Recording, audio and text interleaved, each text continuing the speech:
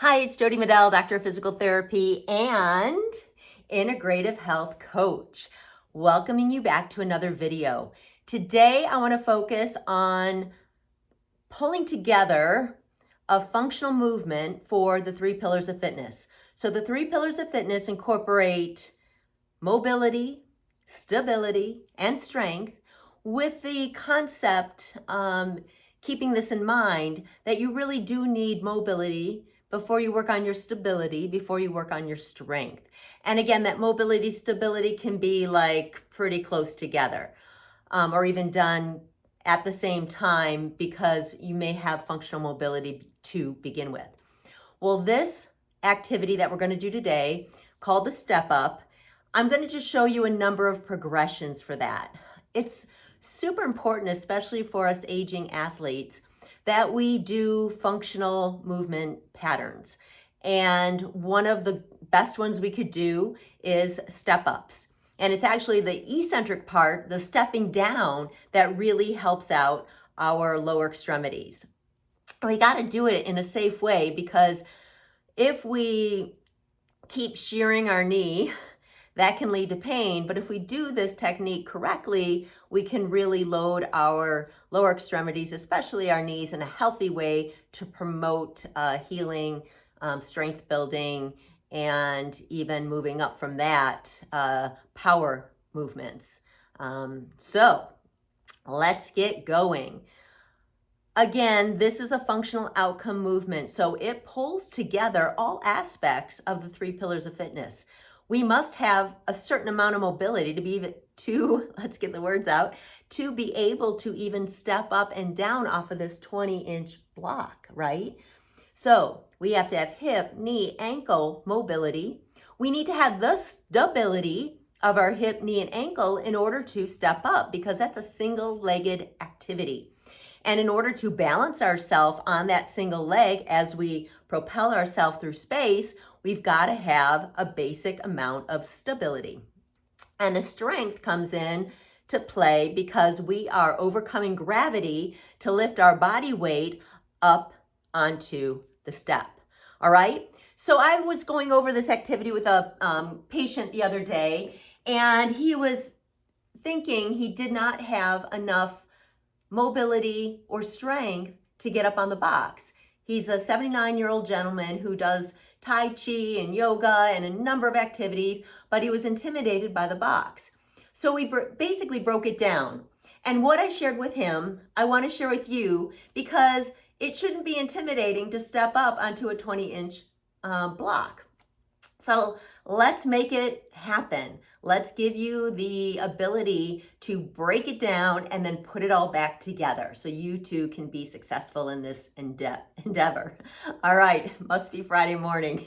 Okay, let's get going. All right, so for a step up, hopefully you can see me here. Let me just move the camera away just a little bit, or I'm actually going to tilt it down a little bit more. All right, I want you to be able to see this little step. I don't know what the height is of this, but this is just a little step that you can use to get into the cupboards and stuff. It's probably 8 inches. I don't think it's even quite a foot. But you can warm up by stepping up to this. All right? Just so you get used to what it means to step up and step down. When we're stepping up and down, some of the things or concepts I want you to keep in mind is that I never want your knees to hang out beyond your toes. So as you're stepping up and down, I want you to focus on your heel strike. So as you step up, I don't want you to be on your toes, because the toes, if you're on your toes, you tend to drive your knee then over your toe. If you're on your heel, you tend to weight bear through your heel, and so that pulls the knee back. It's that shearing force of the knee, when the knee drives beyond the toe, that in a sense, and especially descents, that we have knee pain. But if we can stabilize our knee somewhere between our toe and our heel, we're much better off. We're a much better shock absorber, and our bones are better stacked. And so everything works together to support one another in terms of the joints, the structures of the joints, the muscles surrounding the joints, to keep us healthy, to keep the joints lubricated, to keep us out of pain. So again, you can warm up by just stepping up and down however you want on a shorter step. The next progression would be to step from the step up to the higher platform and then up. And then come down either however you came up or switching feet. And if you're nervous about your balance, you can always get some poles or some sticks to hold on to so that you're at least creating the right pattern within your nervous system to do the activity, even if your balance isn't quite as stable as it needs to be to do it without assistance. So you can use poles, and then you can step to the higher surface and step up, and then come back down. And you can see my knee is going kind of at the end of my toe, but it's not being driven way over my toe. So again, just be cognizant of your knee placement and making sure that your drive is through your heel and not through your toe, okay? All right, so again, the second progression, with or without poles, is to step from a shorter height to the higher height and then all the way up. All right, and then to step off of it onto the shorter one and then onto the ground. If you're using poles, you're going to hang out with this and you're going to keep challenging yourself to go from both poles to one pole to no poles before you move on. All right, once you're pole free and you can step up, up, down, down, then what I want you to do is step up, up. You're going to come over where there's no little step, and you're going to step all the way down.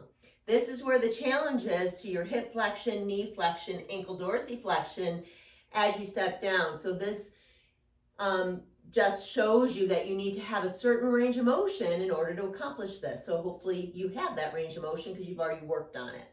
All right, so we're stepping up, we're coming over, and then we're stepping all the way down. All right, once you've mastered being able to step up little, come down big, so you know you have that range of motion to clear that bench, that 20-inch platform that you're using, then you challenge yourself to step up all the way. So again, if you're nervous about your balance ability, you can use poles, and you're going to use those poles. Just one, you can help use them to push you up onto the box, but you can also use them for stability. So you're going to plant the poles, you're going to step up, you're going to push through your heel and all the way up, and then come down either same leg, opposite leg. Just make sure you're switching it all out so you're using both legs evenly, right? Okay, once you can do that, again, when you're doing that, focus on pushing through the heel so that your drive is right up and not forward. So the propulsion is up, okay?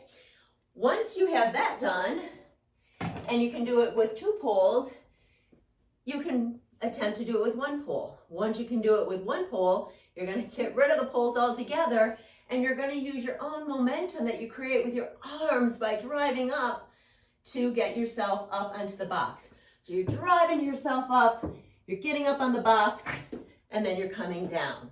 All right? So that is the box step. Can you see me? That is a box step broken down into component parts using assistive devices, getting rid of the assistive devices, and being able to eventually step all the way up and all the way down. Again, incorporating your mobility, your stability, and your strength for a functional movement pattern. All right, have fun with this one, and I'll see you in the next video. Bye.